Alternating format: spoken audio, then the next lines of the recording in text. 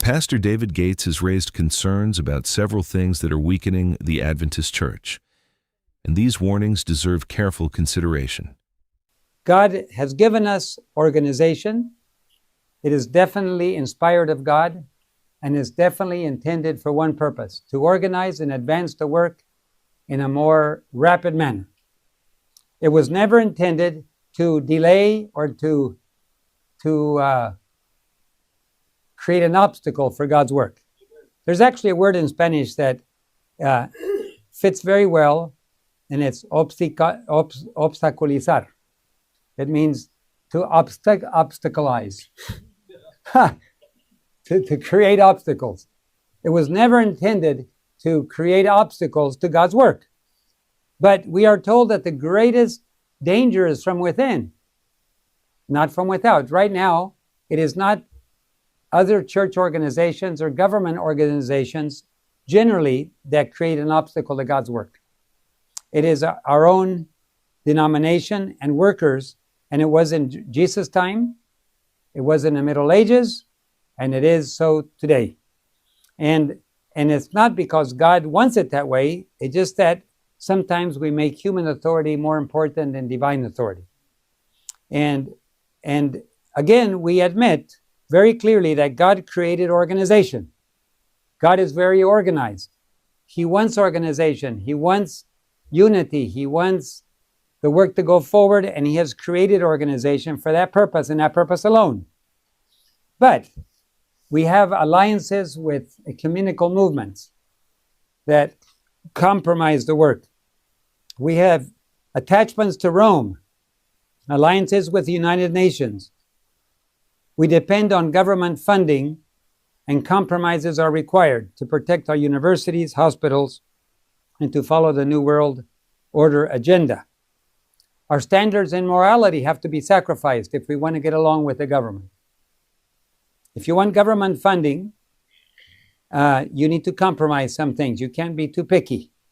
And that's why we have problems with immorality, with homosexuality, with all kinds of worldly issues creeping in to our universities, because we want government funding. And accreditation was a problem too. And so Sister White always counseled against accreditation. Loma Linda was one of the best medical institutions. Dr. Kellogg was one of the most recognized physicians of North America. And what we had, nobody else had.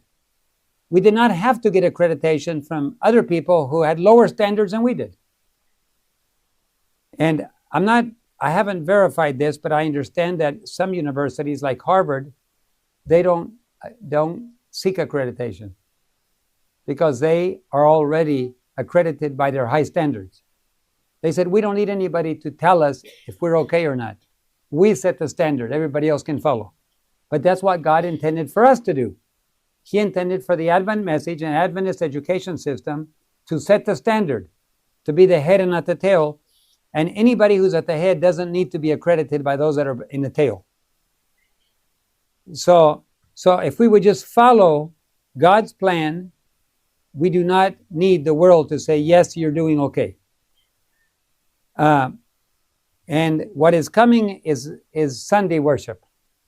And it's going to be almost impossible for the denomination to suddenly turn its back on the standards that they have had with working with the government and depending on government funding, and then say, we can't support you. Now, we know that the pandemic that just went through brought a lot of pressure on the world to receive these injections. But that is Caesar's work. Let Caesar do what Caesar does, and give unto God that which is God's. It was the church's responsibility to keep preaching a message. Some pastors, evangelical pastors, stood for truth during the pandemic. Some of them went to prison, and some of them were released. Some of them fought. But in Canada, there was very little religious liberty. Many churches were closed. And when they went to worship in the country, government helicopters showed up and arrested the pastor. And so Canada, one of my favorite countries, an easygoing country, a very liberty-loving country, turned out to be a country that was very, very oppressive. Australia was one of my favorite countries too. My daughter lives there, and when I would say it was probably my favorite country, Australia. Easygoing people, so nice. And when they first resisted the injection, they were taught a lesson. We'll burn your country down. You remember all the fires that were there? One of the major concerns David Gates raises is the Seventh-day Adventist Church's involvement with ecumenical movements. Gates argues that when the church becomes closely connected with ecumenical organizations, there's a danger of compromising the distinct message and mission that Adventists have been called to proclaim. His concern is not simply about cooperation, but about whether such relationships can gradually influence the church to soften or compromise biblical convictions. Another serious concern he raises is what he describes as attachments to Rome. Gates warns that Adventists need to be extremely careful about developing relationships or partnerships that could compromise their understanding of biblical prophecy and the historic Adventist position concerning Rome. He also points to alliances with the United Nations and other international organizations. So, when Sunday worship comes, it's going to be very hard for the Seventh-day Adventist organization to reverse its stance, sever ties with the United Nations, sever ties with U.S. government, suddenly switch sides. The truth is, they're not going to do it. It's asking too much, because you can't. No person can suddenly, well, I'm going to just serve Satan all my life, and then just before I die, I'm going to switch sides. Is that how it works? No. When President Trump was inaugurated, there was President Clinton and his wife sitting there, and I thought, they're getting older. What do they have? Their history of involvement in organized crime and in drug traffic and everything, and especially his wife. Very, very. You can look at the Clinton Chronicles if you want to, put out by Jeremiah Films. That family has been organized crime for a long time. But I look at them and getting older, and I say, what do you have? And are you ready to walk away from it all and change sides? Too late. You don't get to change sides all of a sudden. And if our church organization forms all these ties with Rome and with the New World Order and with the United Nations and the U.S. government, then suddenly one day it'll be the Sunday, and they're not going to be able to turn their back on it. It's almost asking too much to even imagine that. So we have spiritual formation in our universities, in our theology departments. And today, if you want to take theology in our universities, they watch you closely to see if you're going to be a yes man or independent. You never graduate if you're going to show an independent streak. You filter out theology students way early in the game. Before anybody could study theology, whether you got hired or not is up to you. Today, you don't get to finish theology. You never get that far unless you go along with the system from the beginning. And so it's really hard for young people who want to become pastors to study. That's why I'm grateful for independent schools of theology, for schools where you can go and study and learn all about our heritage, the spirit of prophecy, what we believe, and learn how to teach it. The president of the Michigan Conference, who was there for years and years and years, my aunt was the secretary to the president for 22 years. And that president told me, I only hire pastors from independent schools of theology. I don't hire pastors from the next door university in Michigan. He says they don't know what they believe, and they will not produce souls. Whereas if I hire pastors from independent universities, Adventist schools of training, they know what they believe, they will work hard, they will bring souls in, and they will produce.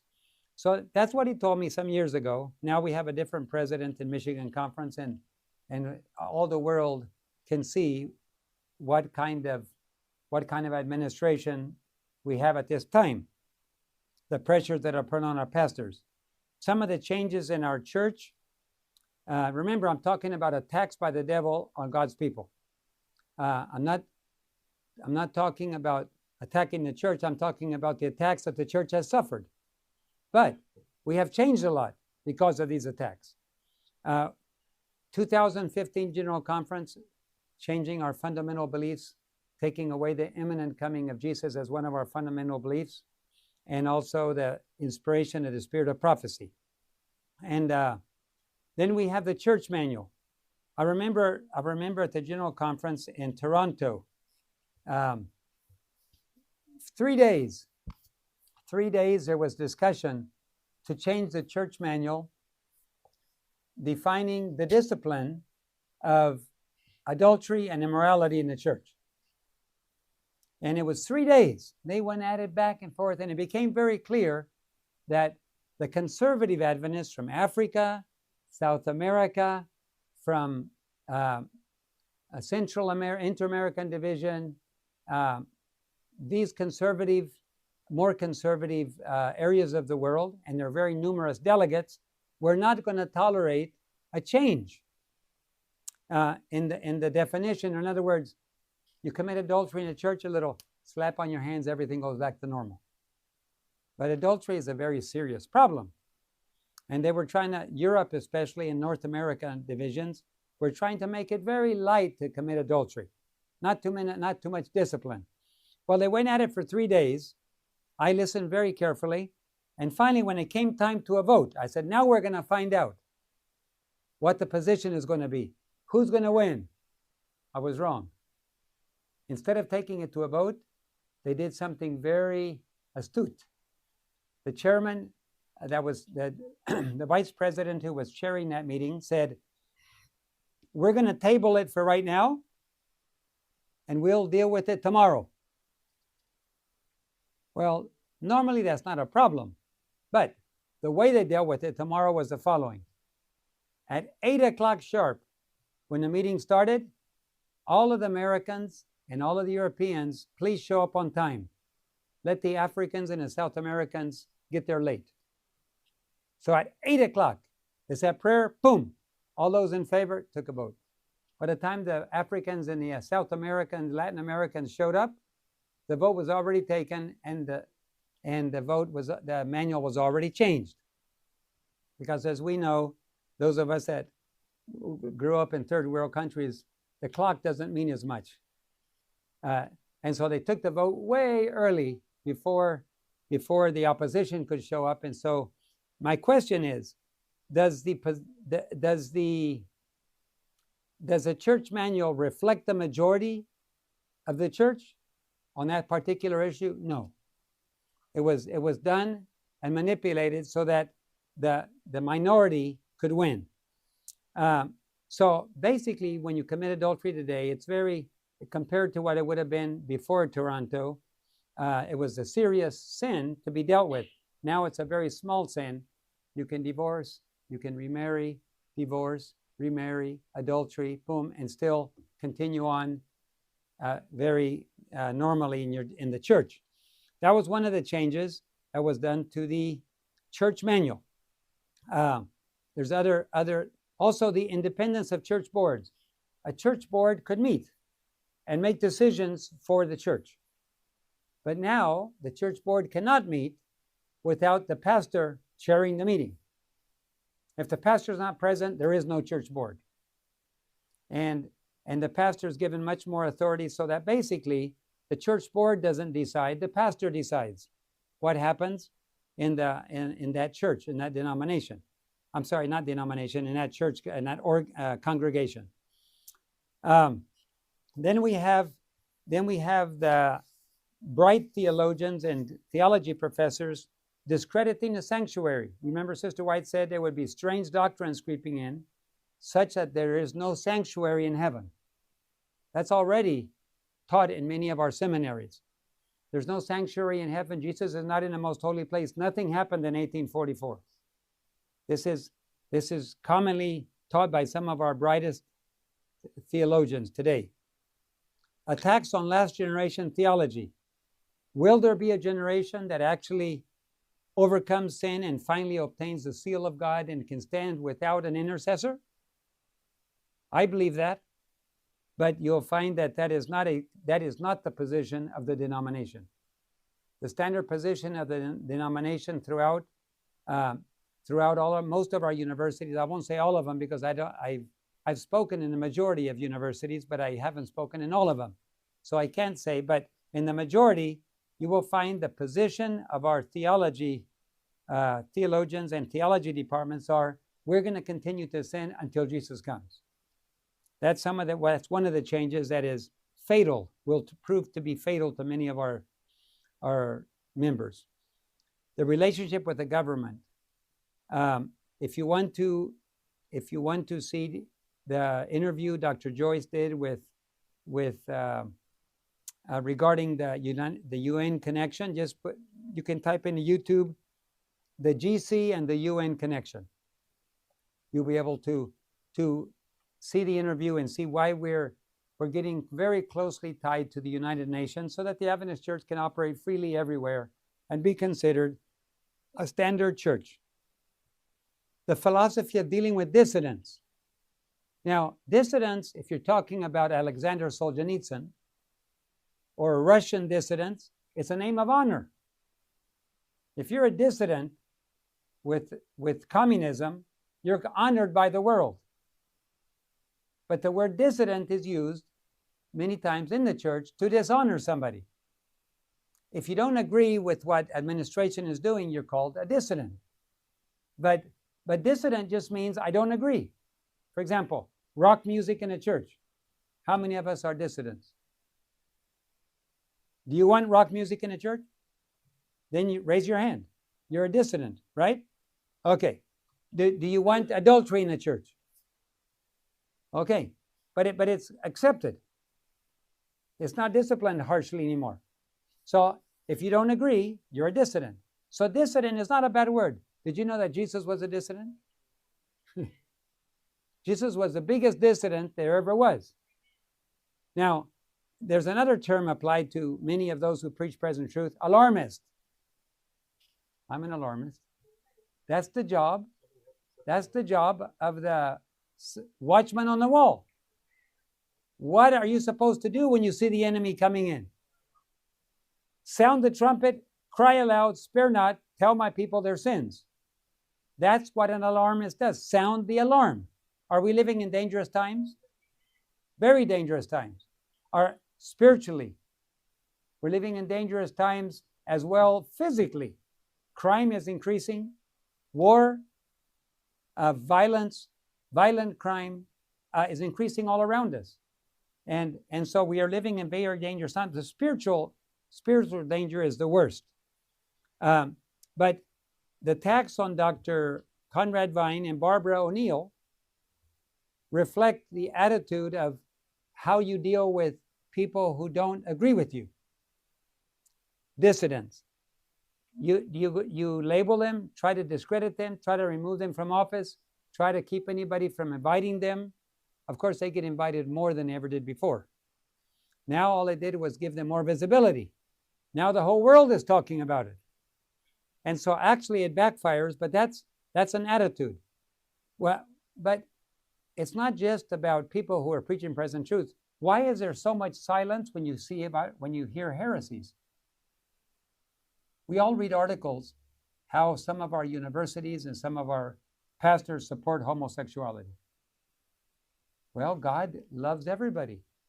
God wants us to be accepted. God has to change his attitude, I've heard some pastors say. Yeah, but we're living in different times than we did in the Old Testament. Now we're living in modern times. God has to change his position. That's heresy. God doesn't change his position. Right is right and wrong is wrong. And it always will be. God will not change his position, but you see pastors hear him talking like that. And silence on heresies I'm not saying some administrators are bad, but they remain silent on bad things. And then they come out in opposition of good things.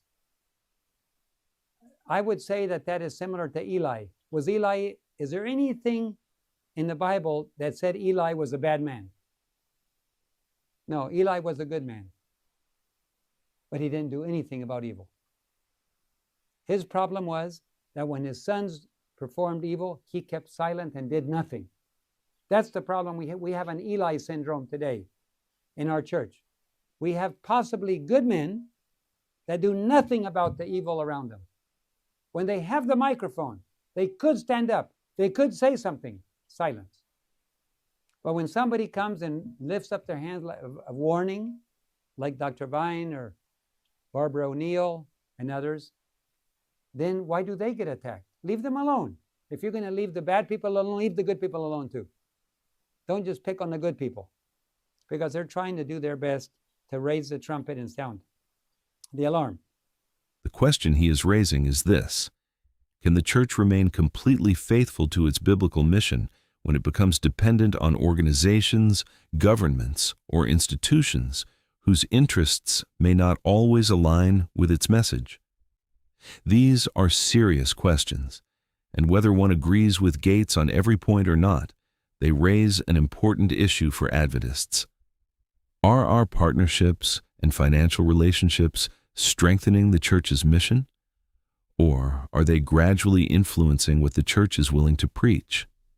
So, what should we make of these concerns? David Gates is warning Adventists to take a serious look at the relationships, partnerships, and sources of support connected to the church. The church has a mission to proclaim the everlasting gospel, and that mission should never be compromised for money, influence, popularity, or political connections. What do you think about David Gates's concerns? Do you believe these relationships could put the SDA church at risk of compromise? Or do you believe cooperation with these organizations can be done without compromising the church's mission? Let us know your thoughts in the comments below. And if you found this discussion helpful, like this video, subscribe to the channel, and turn on the notification bell so you don't miss our next Adventist news and Bible discussions. Thank you for watching, and may God bless you.